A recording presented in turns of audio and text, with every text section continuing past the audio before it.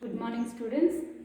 Second year intermediate botany topic PGRs. We were studying about the PGRs. We have already studied about auxins, gibberellins and cytokinins. Today we will study about one more PGR which is a very important PGR. It is called as ethylene. This is a PGR which exists in a gaseous state. So like how we find the different gases, oxygen like this, ethylene is also a gas. And this is called as a gaseous PGR, plant growth regulator. It is most widely used PGR. Out of the different PGRs which are present, this is the widely used PGR. The ethylene is synthesized in large amounts in the tissues. The reason is this is the one which is produced in greater amounts because it will help in the senescence. The tissues which are undergoing the senescence. Senescence means aging. If the plant cells become aged, then you call that process as senescence.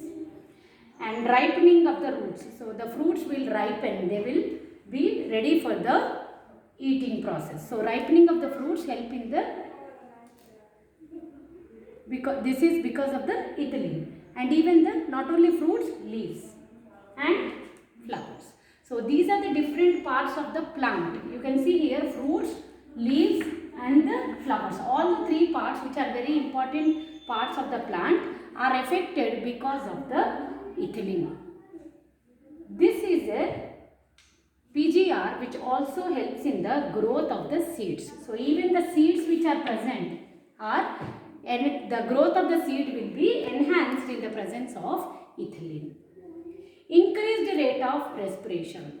The respiration rate, the amount of respiration, if you see, this is also found to be increased in the presence of ethylene.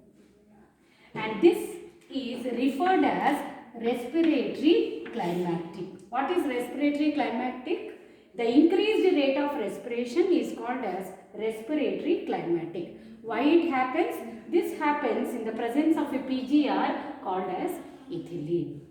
And it also helps in breaking the seed dormancy. Ethylene also helps in breaking the seed dormancy. Dormancy means if the seeds are not germinating, if you add ethylene, if you spray ethylene on the seeds, they will germinate. In deep water plants also, it promotes the internode and petiole elongation. Generally, the internode elongation is because of gibberellins.